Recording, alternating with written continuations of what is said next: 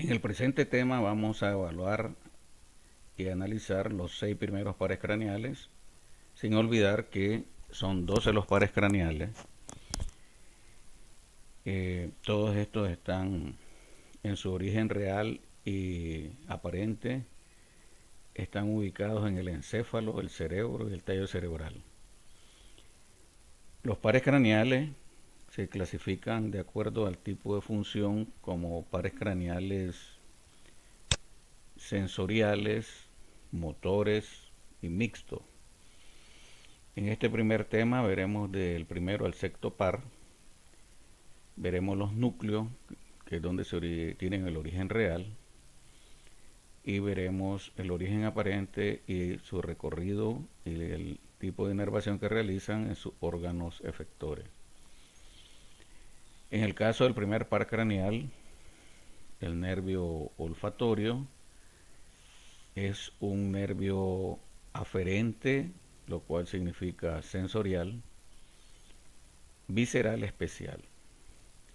El segundo par craneal o nervio óptico se considera un nervio igualmente aferente o sensorial, somático, especial. Recordemos que el término soma corresponde a cuerpo o corporal. El tercer par craneal o nervio oculomotor o motor ocular común también es un nervio eminentemente motor, y veremos que tiene un componente motor somático general, que es el que proporciona inervación a la mayoría de los músculos extraoculares, pero también tiene un componente motor visceral, que es el que inerva al músculo eh, ciliar y al músculo esfínter de la pupila. El cuarto par craneal es otro nervio motor puro, es un nervio motor somático general, dado que al igual que el núcleo motor somático del tercer par, inervan musculatura esquelética estriada. Desde el punto de vista funcional, la musculatura esquelética estriada es musculatura voluntaria. El quinto par craneal o nervio trigémino es el par craneal más grande de todos los pares craneales. Es un par craneal que está compuesto por un componente sensitivo, que es el más grande, compuesto por fibra más voluminosa, y por ende tiene un componente nuclear sensorial bastante amplio que vamos a describir, y un componente motor somático general, que es el que da inervación un componente motor visceral general, que es el que da inervación a los músculos de la masticación, inerva al músculo tensor del tímpano, tensor del vuelo del paladar, al músculo miloioideo y al músculo vientre anterior del digástrico. El sexto par es un par craneal también eminentemente motor, que se encarga de inervar al músculo recto lateral del ojo, que por su función abduce el globo ocular, o sea, mueve el globo ocular hacia el ángulo externo de la hendidura palpebral, y de ahí el nombre de nervio abducen o nervio motor ocular lateral o externo. En esta imagen podemos reconocer los pares craneales. Aquí tenemos el tracto olfatorio, el bulbo olfatorio, las estrías olfatorias lateral y medial, que a las estrías olfatorias mediales están superpuestos los nervios ópticos. El nervio óptico, segundo par craneal, podemos ver aquí el quiasma óptico. En los ángulos anterolaterales tenemos los nervios ópticos. En los ángulos posterolaterales del quiasma tenemos la continuación de la vía óptica, que está representada por los tractos ópticos o cintilla óptica. En la fosa interpeduncular tenemos el origen aparente del tercer par. Desde la región posterior del mesencéfalo se proyecta hacia la región anterior, el cuarto par craneal. Aquí tenemos el quinto par craneal, el sexto, séptimo, octavo, noveno y no se puede diferenciar el décimo primero, pero lo han puesto aquí junto con el décimo. Y este que tenemos aquí, lateralmente a las pirámides, es la representación del decimosegundo par craneal.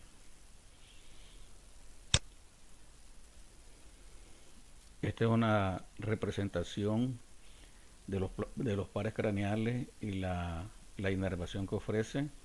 Aquí tenemos el nervio olfatorio o primer par craneal, dando inervación olfatoria en la región superior de las fosas nasales. El nervio óptico originándose en la retina. El tercer par que da inervación al músculo elevador del párpado superior, a los tres músculos rectos del ojo, el superior, el medial y el inferior, y al músculo oblicuo inferior. Tenemos aquí al cuarto par, que es el nervio troclear, que inerva músculo oblicuo superior del ojo. El quinto par, que es el trigémino, aquí nos representan el componente sensorial, la inervación que ofrece el trigémino a través de sus tres ramas a la cara, a la piel de la cara y las mucosas nasal, al globo ocular, mucosa bucal, lingual, etc. Y este es el componente motor del trigémino, inervando a los cuatro pares de músculos masticadores y a los que ya hemos mencionado. Aquí tenemos al nervio facial, que es el encargado de inervar los músculos de la cara. Este es un tema que nos va a tocar en la próxima clase. El facial también tiene un componente parasimpático motor y un componente aferente visceral especial, como es la conducción del gusto. De acuerdo al interés que tenemos en este primer tema de los 6 primeros pares craneales, vamos a describir al nervio olfatorio. El nervio olfatorio está compuesto por unos receptores periféricos, unas células olfatorias tipo bipolares que están ubicadas en la mucosa de la región superior de las fosas nasales, la mucosa olfatoria. Estas células bipolares olfatorias tienen una prolongación gruesa periférica que termina en una zona ensanchada donde presenta los pelos olfatorios o cilios olfatorios, que son los que traducen los estímulos de olor que están en el aire inspirado y lo transforman en un impulso nervioso. La prolongación central de estas células olfatorias de la mucosa olfatoria atraviesan la lámina cribosa del etmoide con el nombre de nervios olfatorios. La prolongación central de las células olfatorias, al penetrar en el bulbo olfatorio, hacen sinapsis con las dendritas de las células en penacho, no, de las células mitrales. A nivel del bulbo olfatorio existen 3 tipos de células. Las más grandes, estas neuronas que estamos señalando ahorita, son las células mitrales, pero también tenemos células en penacho y células granulosas. A nivel de la sinapsis, entre la prolongación central de las células olfatorias con las dendritas de las células mitrales, se forman los glomérulos sinápticos del bulbo olfatorio. Luego tenemos que las prolongaciones centrales de las células mitrales y las prolongaciones centrales de las células en penacho se proyectan hacia el cerebro, dando lugar a la formación de los tractos o cintillas olfatorias.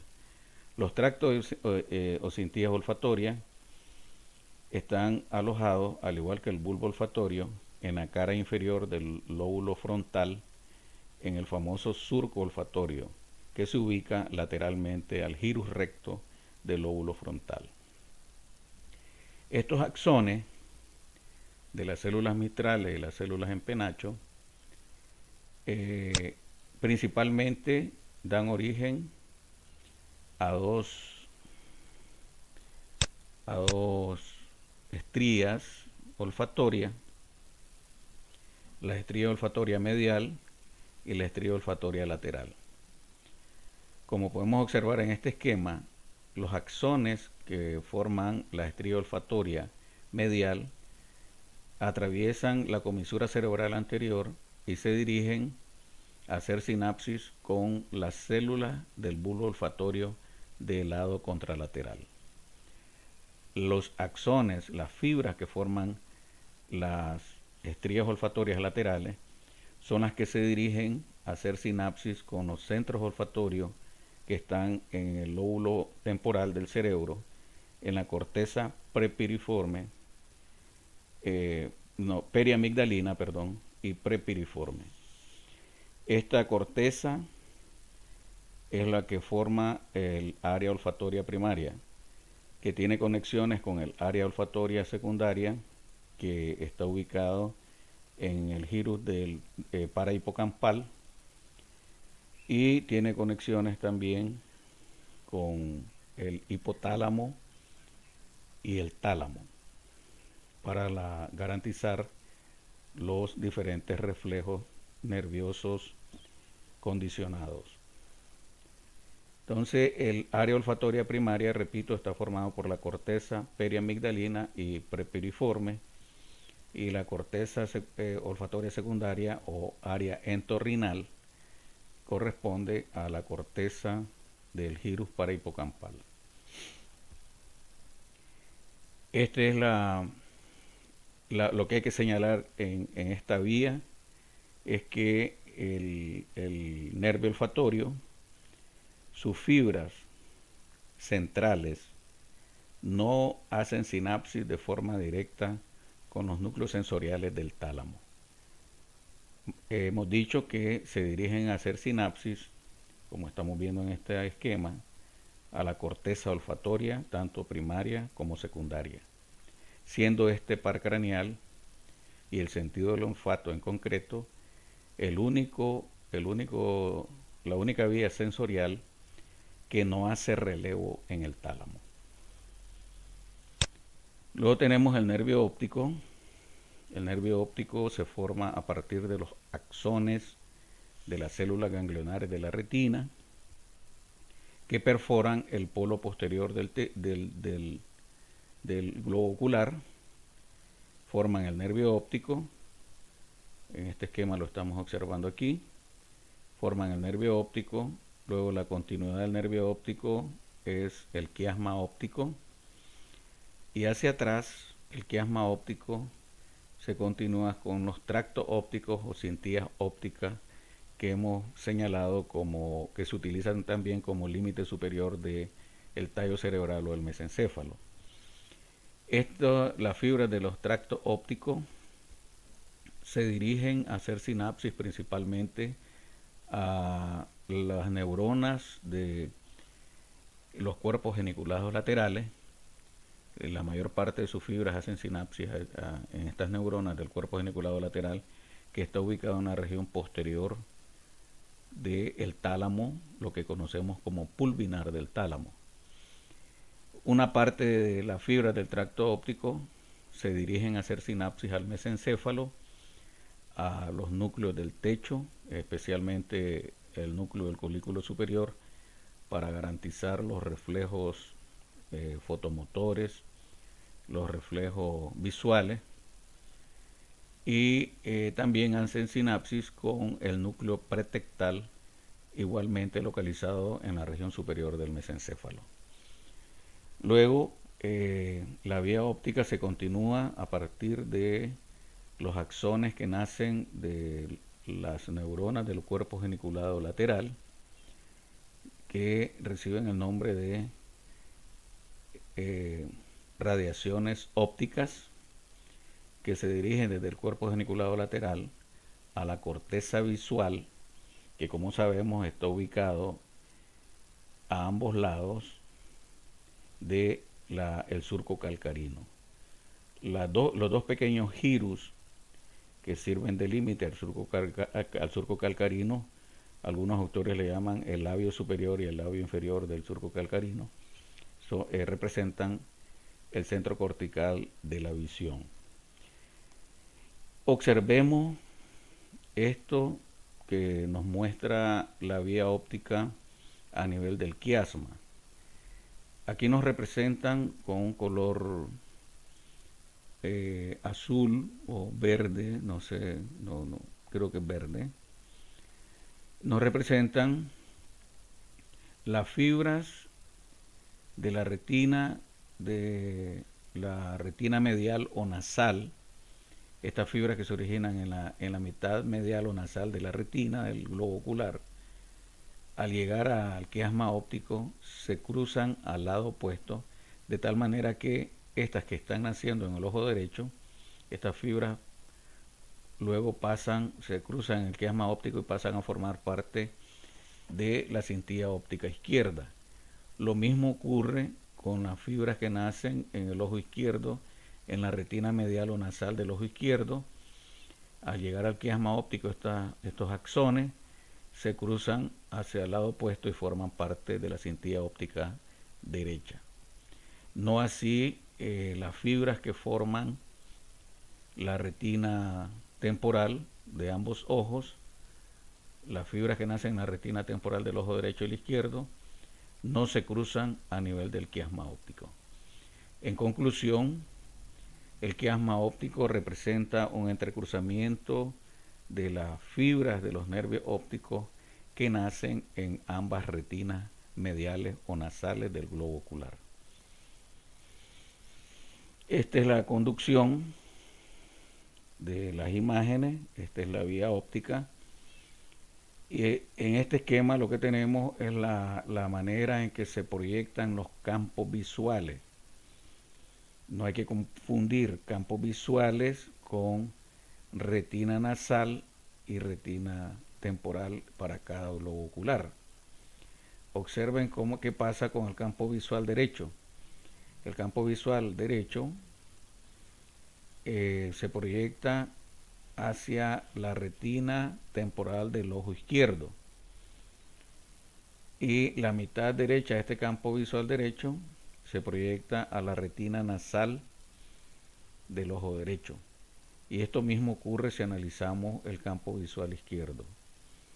Así que los campos visuales se entrecruzan, las imágenes de los objetos que estamos observando, a eso se refiere campo visual, se entrecruzan los campos nasales a nivel de los globos oculares, a nivel de la pupila. Y esto explica que luego la cintilla óptica izquierda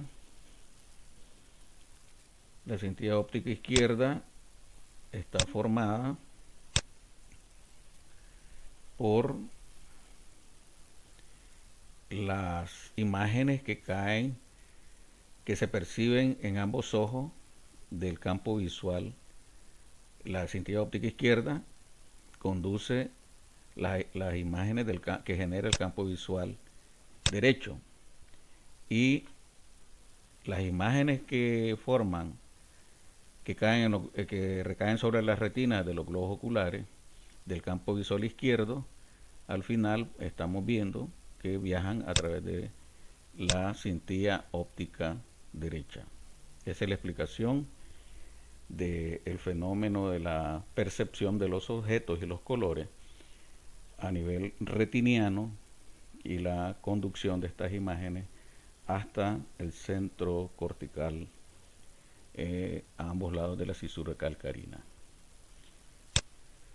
Este es el nervio óptico.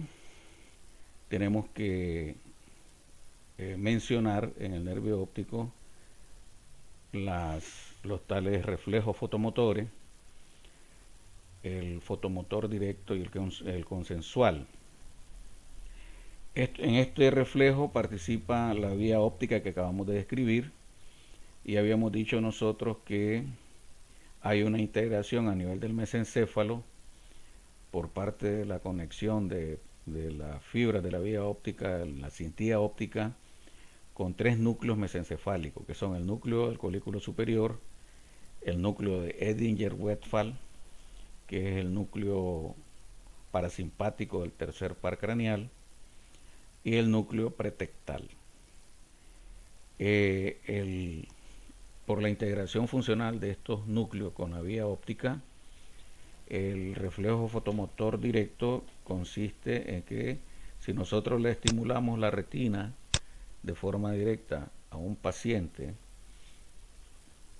en el ojo izquierdo, la respuesta que vamos a ver es constricción de la pupila de la retina o del ojo estimulado. Pero estas conexiones que tenemos aquí a nivel del mesencéfalo integran la respuesta y la respuesta es conducida no solamente al ojo estimulado con la fuente luminosa, sino que responde de igual manera el ojo que no está siendo estimulado. Eso es lo que se llama reflejo consensual. Y el reflejo fotomotor directo es la simple observancia de la contracción de la pupila, que eso se llama miosis o reducción del diámetro de la pupila. Entonces la reducción de la pupila con la estimulación directa de un globo ocular, eso se llama reflejo fotomotor directo. Y la contracción pupilar del lado opuesto en el ojo que no está siendo estimulado, eso es lo que se conoce como reflejo consensual. En cuanto al tercer par craneal, el nervio motor ocular común, que aquí lo tenemos que recordar que estas fibras que componen este nervio nacen del núcleo mesencefálico del tercer par, que está a nivel que se observa a nivel de un corte a nivel de los colículos superiores. También el tercer par craneal tiene origen real de las neuronas del núcleo accesorio del tercer par o Edinger-Westphal. Estas fibras atraviesan el núcleo rojo al dirigirse a la fosa interpeduncular, que es donde hemos descrito el origen aparente. Luego, el tercer par craneal aborda la fosa cerebral media, recorre la región lateral del seno cavernoso y posteriormente penetra a la cavidad orbitaria a través de la hendidura orbital superior o hendidura esfenoidal. En la cavidad orbitaria inerva al músculo elevador del párpado superior, inerva al músculo recto superior del ojo, el recto medial del ojo, el músculo recto inferior del ojo y al músculo oblicuo inferior del ojo. Esa es la inervación que ofrece el núcleo motor del tercer par. Pero hemos dicho que el núcleo accesorio del tercer par es un núcleo parasimpático que aporta fibras a la formación del tercer par. Las fibras que nacen de este núcleo accesorio del tercer par, al llegar a la cavidad orbitaria, esas fibras hacen sinapsis con las neuronas del ganglio ciliar que está dentro de la órbita, y de estas neuronas, de este ganglio ciliar, se originan las fibras postganglionares que penetran al globo ocular formando los nervios ciliares cortos o anteriores. Estos nervios ciliares cortos penetran al globo ocular y dan inervación al músculo ciliar del cuerpo ciliar y al músculo esfínter de la pupila. La acción de de la inervación de estos dos músculos, al contraerse el músculo ciliar, se abomba el cristalino y permite acomodar la visión para la visión cercana. O sea, esta acción nos permite leer, por ejemplo. Y la acción sobre el músculo esfínter de la pupila no es nada más que la respuesta al estímulo que estábamos señalando nosotros de una fuente luminosa intensa que genera una constricción de la pupila, lo que se conoce como miosis. Esa es la acción parasimpática sobre el globo ocular de las fibras del tercer par que nacen en el núcleo accesorio del tercer par o Edinger-Westphal. Aquí observamos una imagen que nos muestra una lesión del nervio motor ocular común o oculomotor. En este caso, es evidente que tenemos una caída del párpado del lado izquierdo en este paciente, porque hemos dicho que el tercer par inerva al músculo elevador del párpado superior. Si hay una lesión de este nervio, lógicamente este músculo no se contrae y el párpado se cae. El párpado se cae, ¿verdad? Entonces eso se llama ptosis palpebral. Aquí tenemos la ptosis palpebral. Vemos que cuando al paciente se le pide que mueva el ojo hacia... No, esta es la tendencia de que se pone el ojo en la mirada hacia el infinito, podríamos decir la mirada en reposo. El ojo del lado afectado tiende a desviarse hacia el ángulo lateral del ojo, y eso es lo que se conoce como extravismo divergente. El ojo se va hacia afuera, el ojo afectado se va hacia afuera, producto de que lo tracciona, lo jala el músculo recto lateral del ojo, que es inervado por el sexto par y no por el tercero. Cuando al paciente se le pide que mueva el ojo hacia arriba, sabemos que el tercer par inerva al músculo recto superior que realiza este movimiento. El paciente es incapaz de realizar ese movimiento en el ojo afectado.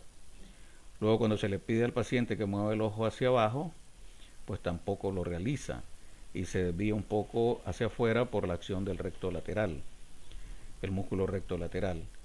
Cuando se le pide que mueva el ojo hacia el ángulo interno, como el tercer par inerva al recto interno del ojo, pues tampoco es capaz de realizar ese movimiento. Y sí puede hacer el movimiento de abducir el globo ocular, porque está inervado el músculo recto lateral por el nervio abducen o sexto par. Esas son las características de la lesión del nervio motor ocular común. Entonces vamos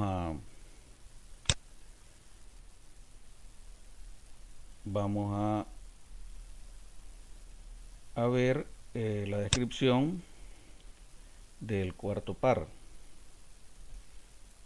El cuarto par también es un nervio eminentemente motor. El cuarto par o nervio troclearo patético tiene también su origen real en el mesencéfalo a nivel de un corte de los colículos inferiores. Podemos observar aquí que las fibras del cuarto par rodean a la sustancia gris que a su vez rodea al conducto, al acueducto de Silvio. Tienen origen aparente en la cara posterior del tallo cerebral por debajo de la lámina cuadrigémina. Dicho sea de paso, es el único par craneal que tiene origen aparente en la cara posterior del tallo. Luego que emergen por debajo de la lámina cuadrigémina, se entrecruzan sus fibras, luego rodean a los pedúnculos cerebrales.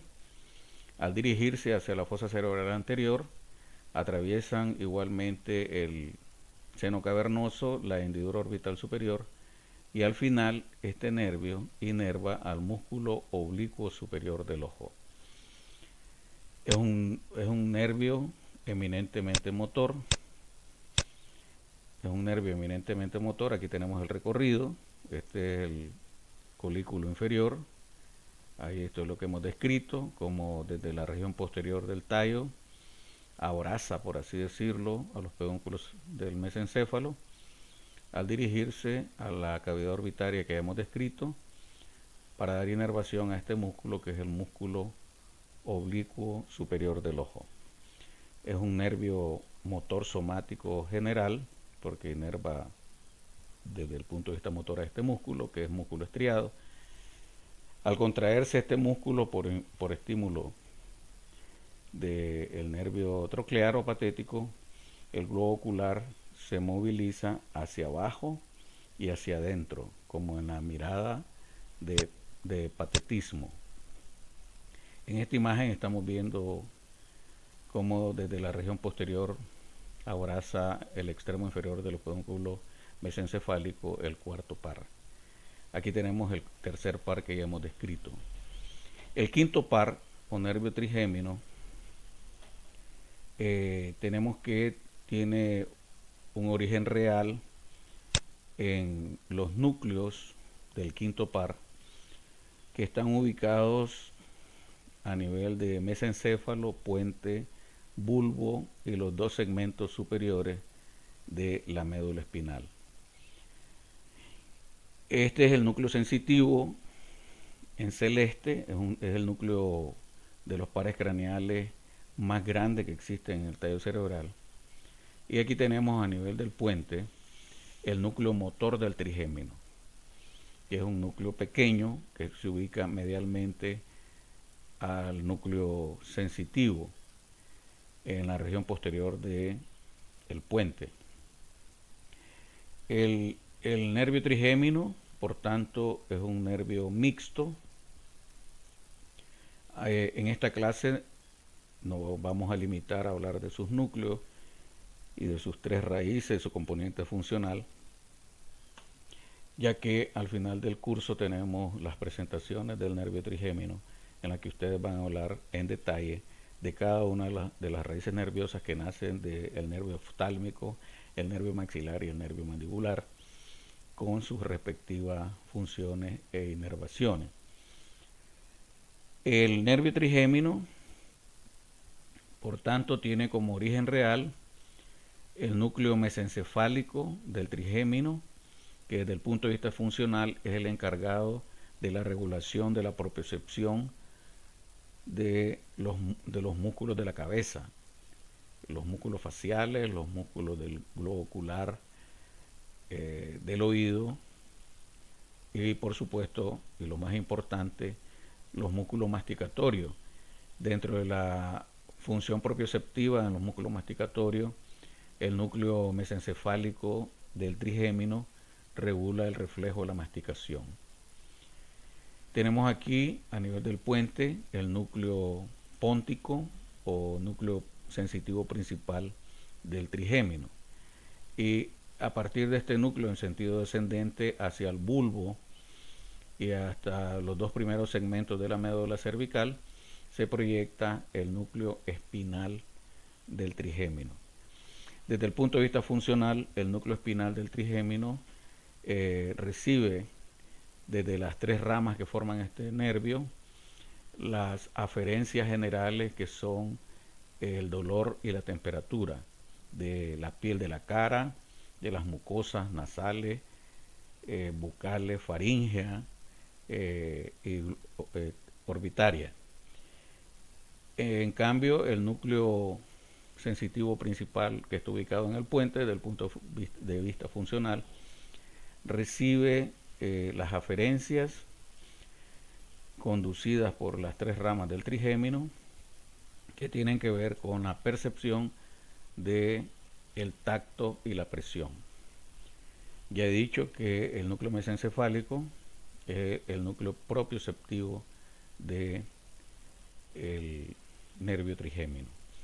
Aquí podemos ver nosotros las neuronas que están ubicadas en el ganglio del trigémino o ganglio de Gasser, que lo hemos ubicado en la descripción de la porción petrosal temporal, en la fosita de Gasser, que está ubicada en el vértice de la cara anterior de la porción petrosa, cubierta por una especie de bolsa formada por la dura madre, que recibe el nombre de cavum trigeminal, cubriendo a este ganglio trigémino. El ganglio está inmerso en este cavum trigeminal, pero descansa sobre la fosita del ganglio de Gasser o ganglio trigémino en el vértice de la cara anterior de la porción petrosa del temporal. Del borde anterior de este ganglio nace el nervio oftálmico, que se dirige a la cavidad orbitaria a través de la hendidura orbital superior, y luego a través de sus ramas es el encargado de inervar sensorialmente al globo ocular, a la cavidad orbitaria, a las estructuras de la cavidad orbitaria, al párpado superior, a la piel de la frente y la piel cabelluda que cubre el hueso frontal. El nervio oftálmico es un nervio eminentemente sensitivo o aferente. Lo mismo ocurre desde el punto de vista funcional con el nervio maxilar. El nervio maxilar es eminentemente sensitivo o aferente. El nervio maxilar atraviesa el agujero redondo del ala mayor del efenoide, luego recorre la fosa pterigo-palatina o pterigo-maxilar, donde emite sus ramas. A través de sus ramas, el nervio maxilar forma el plexo alveolar superior. Aquí lo vemos, el plexo alveolar superior. Ahí tenemos el agujero redondo. Aquí tenemos el agujero redondo. Este es el agujero del canal infraorbitario.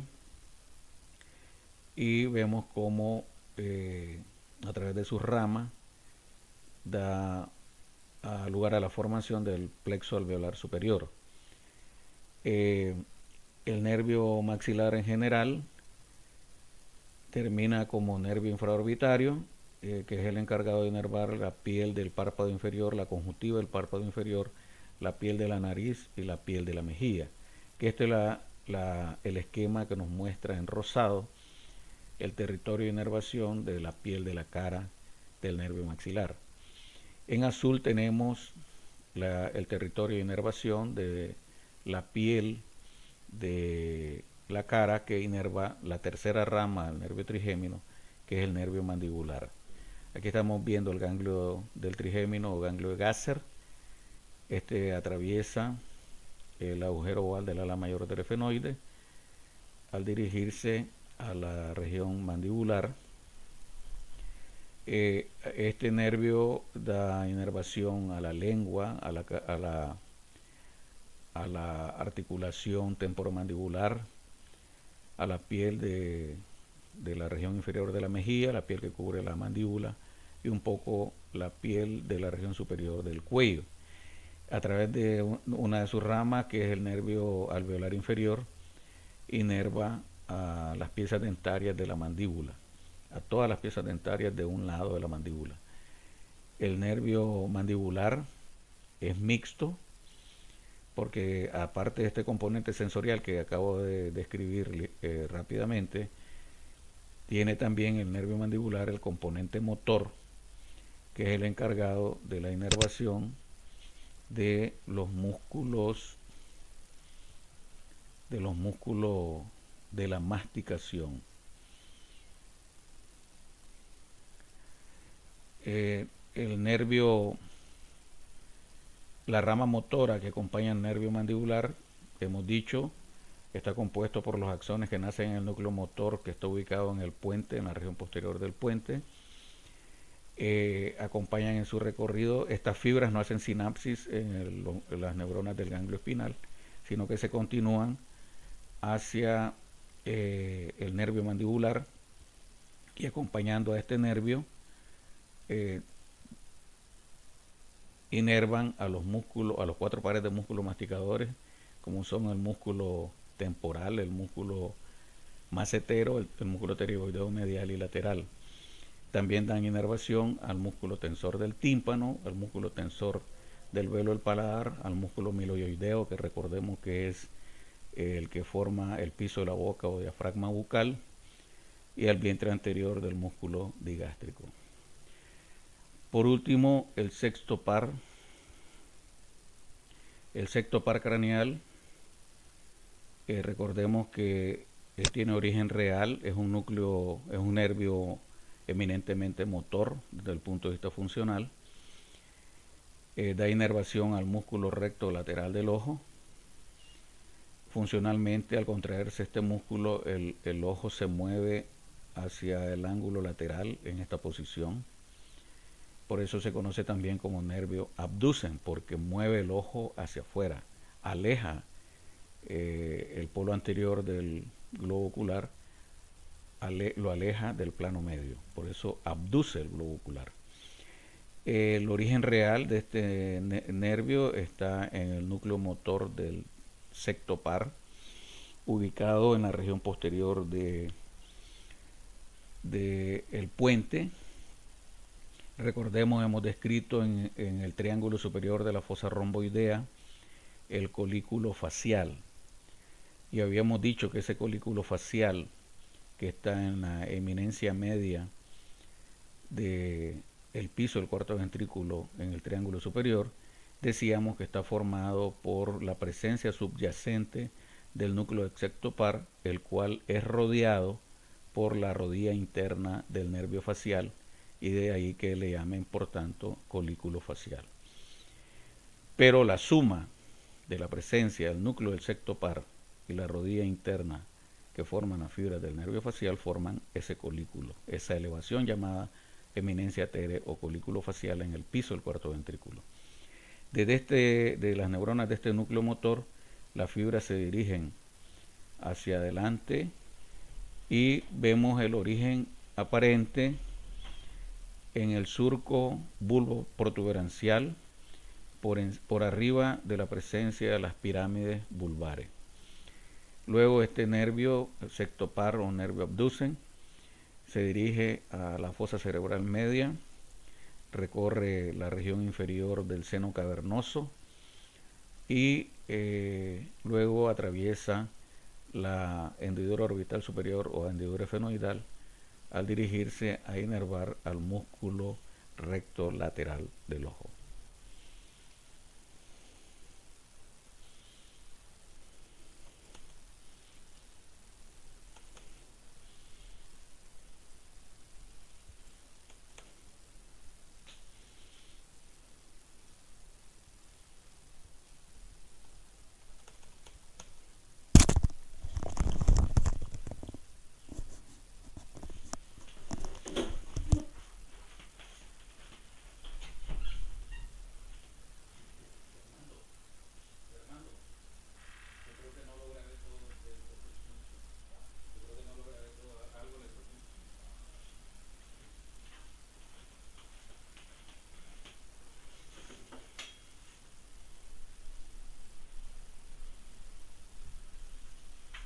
Fíjate que terminé así, no, le doy escape y no me da.